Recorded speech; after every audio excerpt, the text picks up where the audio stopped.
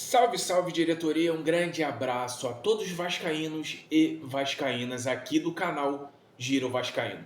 Um excelente dia para todos vocês, uma excelente semana nessa data do dia 1º de setembro de 2025. Nessa segunda-feira iremos falar muito sobre o jogo que o Vasco quase se complica ontem na Ilha do Retiro.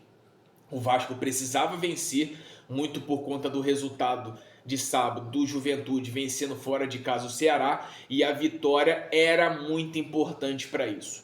E isso aconteceu. O Vasco venceu, mas sem sustos.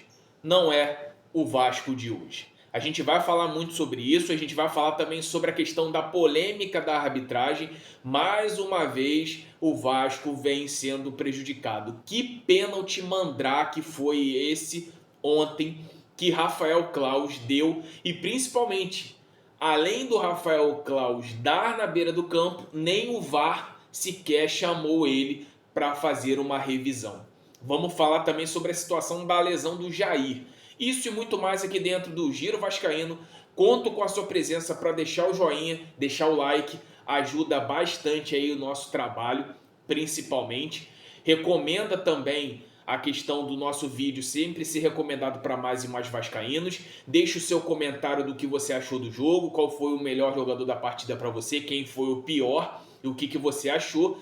E também dá aquela compartilhada, divulga para grupos de WhatsApp, Telegram, Instagram, Facebook, para aquele amigo vascaíno ou aquela amiga vascaína que quer saber realmente uma opinião sincera de um mero torcedor.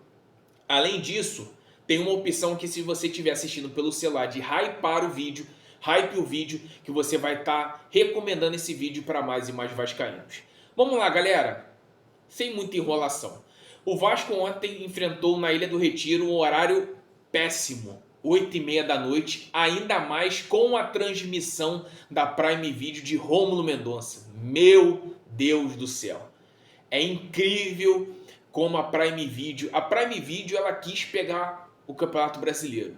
Então, se ela quis pegar o Campeonato Brasileiro, então que pelo menos colocasse um narrador decente para comentar, para narrar os jogos que ela fosse apresentar. Aí pega um cara do basquete, do nicho do basquete, para poder narrar.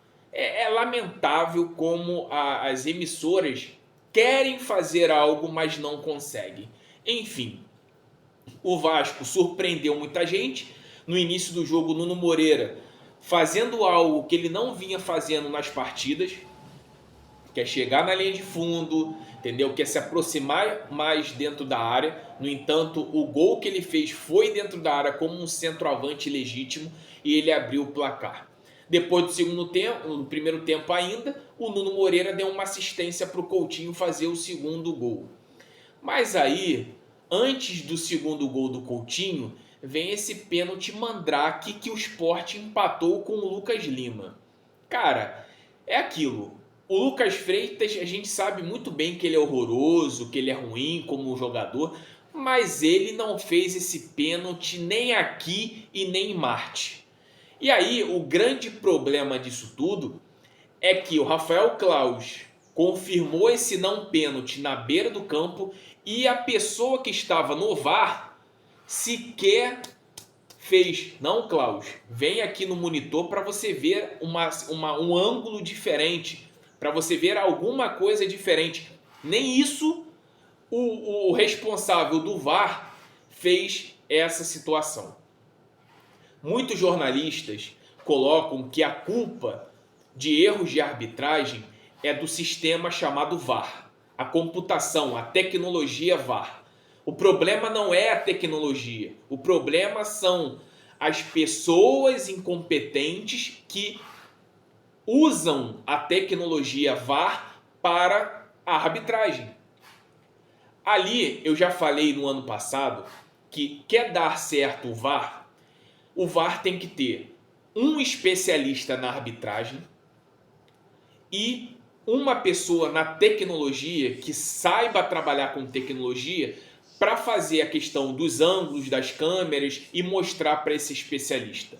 Acabou só ter essas duas pessoas na cabine do VAR. Sabe por quê? Porque se o cara for ruim em campo, ele vai ser ruim também no VAR.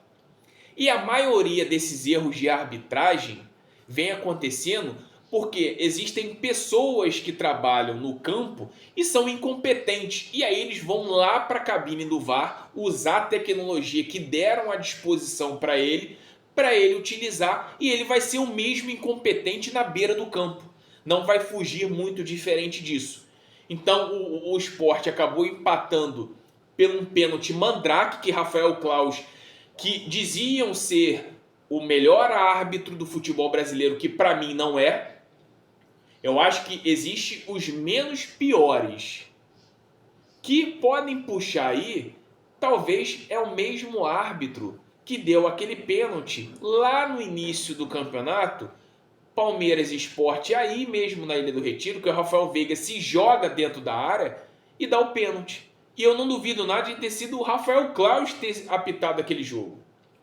Que naquela oportunidade foi uma grande polêmica aquele jogo, o VAR ter chamado o árbitro daquele jogo e ter falado: não, você está equivocado, não houve pênalti, não houve contato dentro da área. A mesma coisa foi no jogo de ontem.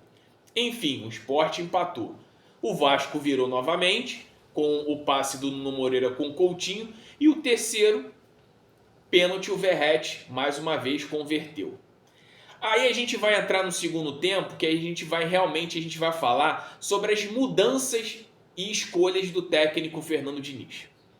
Que é bizonho o quanto que o nosso grande técnico Pardal, ele consegue não ter a leitura do jogo. Andrés Gomes foi uma das primeiras contratações nessa janela. Ele entrou contra o Corinthians e ele entrou no jogo anterior. Então, é um jogador que ele vem tendo minutos, que ele vem tendo participação. Então, é natural que ele esteja na frente, por exemplo, do Matheus França, que não joga há muito tempo e estava vindo de inatividade. Era notório isso. Um técnico com inteligência pensaria dessa forma. O Thiago Mendes, por mais que a mulher lá postou na rede social que o Thiago Mendes ia ficar puto por ter entrado 5 minutos, não interessa a opinião dela, o importante é o que ele performance dentro do dia a dia nos treinamentos. O Thiago Mendes está, por exemplo, na frente de quem? Do Cocão, que o Cocão está vindo de lesão agora.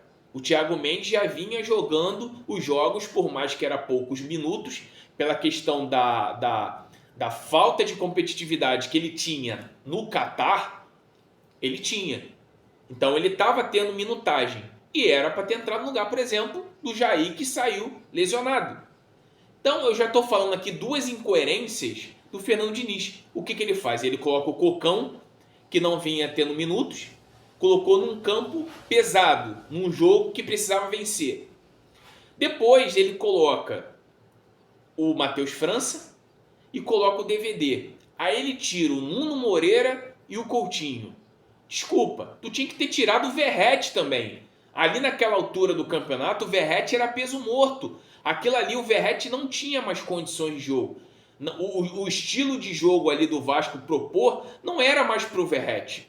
O Verratti era uma peça nula. Não fazia nem cócegas na defesa do Sport.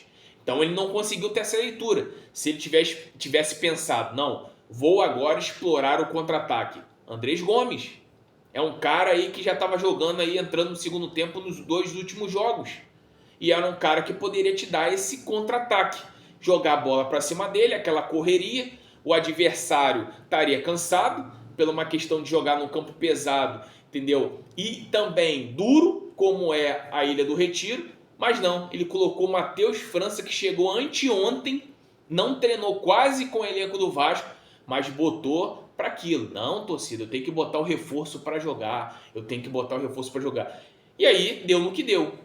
O Sport fez o segundo gol, sufocou, o Léo Jardim teve que fazer alguns milagres. Ele me bota depois o Lucas Oliveira. Que já também não vinha jogando. E bota o Hugo Moura de novo para ser volante.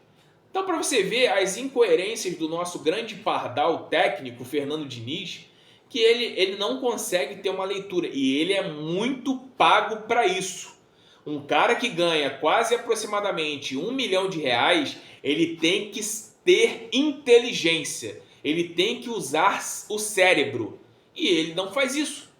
Fica bem nítido que se o Sport tivesse uma qualidade melhor no seu ataque, tinha empatado o jogo de ontem. E aí está explicado por que o Sport está na última posição. O Sport é 8,80. É a oportunidade que ganha do Grêmio fora de casa. É o que vimos ontem contra o Vasco. Então, assim, o Vasco, se ele jogar nesse modo avião no segundo tempo, dependendo da equipe, ele toma saco. Mas, enfim, a vitória foi importante por conta da questão, mais uma vez, que eu falei sobre a questão do Juventude. O Juventude tinha vencido e o Vasco precisava vencer, até porque o Vitória também venceu. Dos que estavam ali embaixo, só o Santos e o Fortaleza não venceram. Mas o Vitória venceu contra o Atlético Mineiro em casa. O Vasco tinha que vencer e venceu. E o Juventude venceu o confronto direto, o Ceará, no sábado. Então agora o Vasco vai ter essa parada de data FIFA. E aí esperamos que o nosso grande pardal Diniz, o inventor do futebol, à volta da data FIFA, pelo menos consiga performar com esses jogadores. Porque, sinceramente, acho que o Vasco tem que usar melhor o seu elenco. Não adianta ter algumas possibilidades que você não consegue utilizá-lo. Então, esse é o nosso pré-jogo de Sport 2, Vasco 3.